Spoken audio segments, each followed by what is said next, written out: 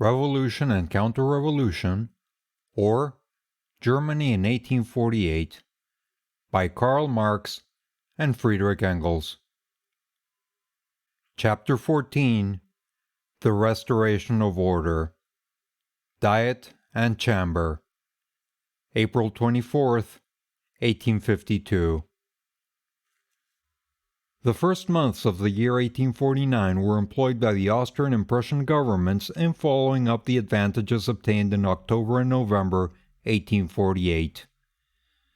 The Austrian Diet, ever since the taking of Vienna, had carried on a merely nominal existence in a small Moravian country town named Krasmir. Here the Slovenian deputies, who, with their constituents, had been mainly instrumental in raising the Austrian government from its prostration, were singularly punished for their treachery against the European Revolution. As soon as the government had recovered its strength, it treated the Diet and its Slavonian majority with the utmost contempt, and when the first successes of the imperial arms foreboded a speedy termination of the Hungarian War, the Diet, on the 4th of March, was dissolved, and the deputies dispersed by military force. Then at last, the Slavonians saw that they were duped, and when they shouted, "Let us go to Frankfurt and carry on there the opposition which we cannot pursue here," but it was then too late, and the very fact that they had no other alternative than either to remain quiet or to join the impotent Frankfurt Assembly, this fact alone was sufficient to show their utter helplessness. Thus ended for the present, and most likely forever, the attempts of the Slavonians of Germany to recover an independent national existence. Scattered remnants of numerous nations whose nationality and political vitality had long been extinguished, and who in consequence had been obliged, for almost 1,000 years, to follow in the wake of a mightier nation, their conqueror, the same as the Welsh in England, the Basques in Spain, the Bas-Bretons in France, and at a more recent period the Spanish and French Creoles in those portions of North America occupied of late by the Anglo-American race. These dying nationalities, the Bohemians, Carinthians, Dalmatians, etc., had tried to profit by the universal confusion of 1848 in order to restore their political status quo of AD 800.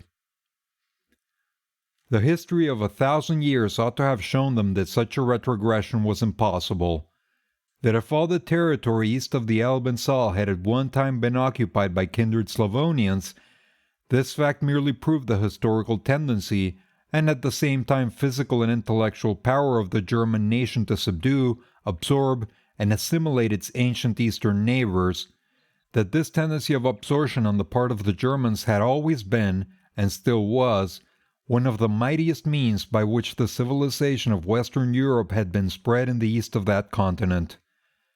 That it could only cease whenever the process of Germanization had reached the frontier of large, compact, unbroken nations, capable of an independent national life, such as the Hungarians, and in some degree the Poles, and that, therefore, the natural and inevitable fate of these dying nations was to allow this process of dissolution and absorption by their stronger neighbors to complete itself.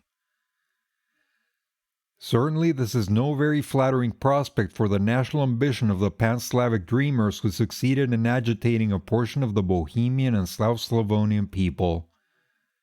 But can they expect that history would retrograde 1,000 years in order to please a few tisical bodies of men, who in every part of the territory they occupy are interspersed with and surrounded by Germans, and who from time almost immemorial have had for all purposes of civilization no other language but the German, and who lack the very first conditions of national existence, numbers and compactness of territory.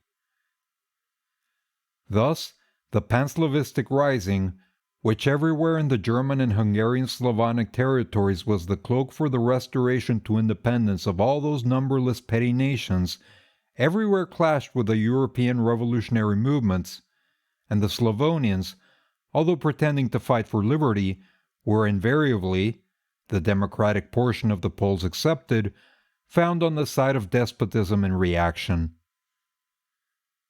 Thus it was in Germany, thus in Hungary, thus even here and there in Turkey. Traitors to the popular cause, supporters and chief profs of the Austrian government's cabal, they placed themselves in the position of outlaws in the eyes of all revolutionary nations. And although nowhere the mass of people had a part in the petty squabbles about nationality raised by the Pan-Slavistic leaders, for the very reason that they were too ignorant, yet it will never be forgotten that in Prague, in a half-German town, crowds of Slavonian fanatics cheered and repeated the cry, "Rather the Russian knout than German liberty." After their first evaporated effort in 1848, and after the lesson the Austrian government gave them, it is not likely that another attempt at a later opportunity will be made.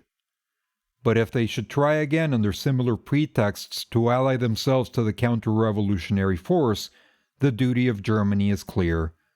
No country in a state of revolution and involved in external war can tolerate a Vendée in its own heart. As to the constitution proclaimed by the Emperor at the same time with the dissolution of the Diet, there is no need to revert to it, as it never had a practical existence and is now done away with altogether. Absolutism has been restored in Austria to all intents and purposes ever since the 4th of March, 1849. In Prussia, the chambers met in February for the ratification and revision of the new charter proclaimed by the king. They sat for about 6 weeks, humble and meek enough in their behavior toward the government, yet not quite prepared to go the lengths the king and his ministers wished them to go. Therefore, as soon as a suitable occasion presented itself, they were dissolved. Thus both Austria and Prussia had for the moment got rid of the shackles of parliamentary control. The governments now concentrated all power in themselves, and could bring that power to bear wherever it was wanted. Austria upon Hungary and Italy, Prussia upon Germany. For Prussia, too, was preparing for a campaign by which order was to be restored in the smaller states. Counter-revolution being now paramount in the two great centers of action in Germany, in Vienna and Berlin, there remained only the lesser states in which the struggle was still undecided, although the balance there, too, was leaning more and more against the revolutionary interest.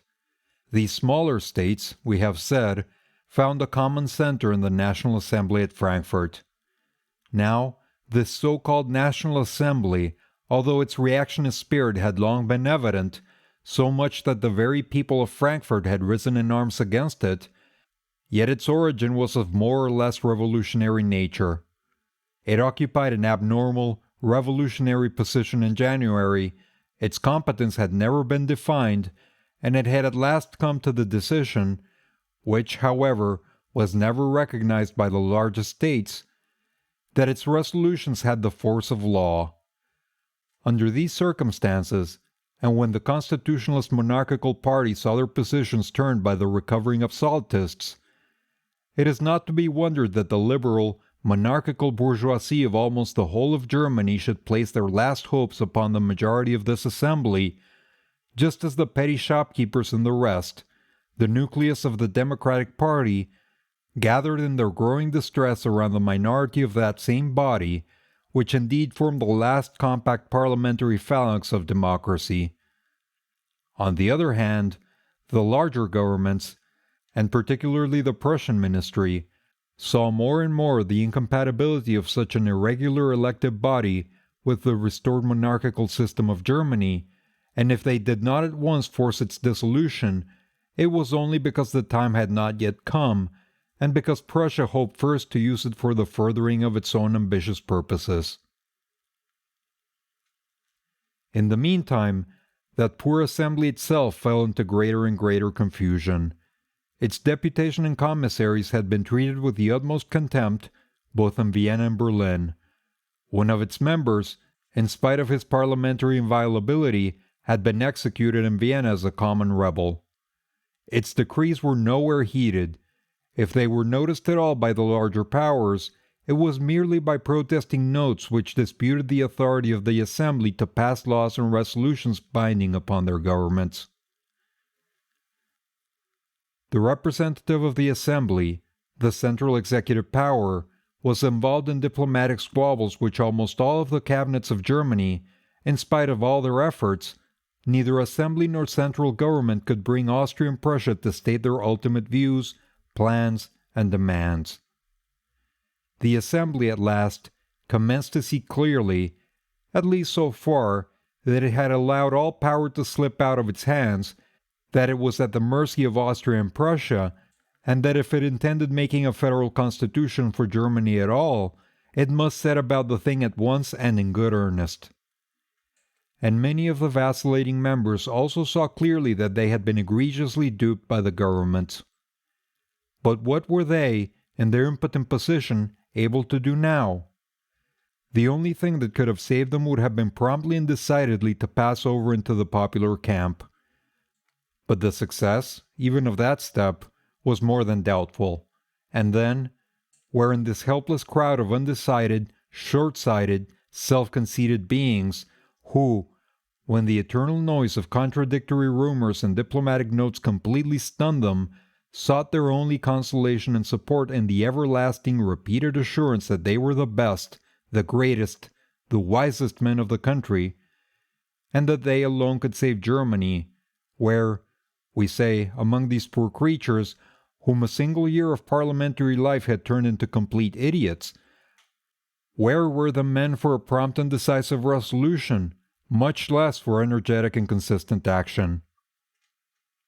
At last the Austrian government threw off the mask. In its constitution of the 4th of March, it proclaimed Austria an indivisible monarchy with common finances, system of custom duties, of military establishments, therefore effacing every barrier and distinction between the German and non-German provinces. This declaration was made in the face of resolutions and articles of the intended federal constitution which had already been passed by the Frankfurt Assembly. It was the gauntlet of war thrown down to it by Austria, and the poor Assembly had no other choice but to take it up. This it did with a great deal of blustering, which Austria, in the consciousness of her power, and of the utter nothingness of the Assembly, could well afford to allow to pass. And this precious representation, as it styled itself, of the German people, in order to revenge itself for this insult on the part of Austria, saw nothing better before it than to throw itself, hands and feet tied, at the feet of the Prussian government. Incredible as it would seem, it bent its knees before the very ministers whom it had condemned as unconstitutional and anti-popular, and whose dismissal it had in vain insisted upon. The details of this disgraceful transaction, and the tragic-comical events that followed, will form the subject of our next. London, April, 1852.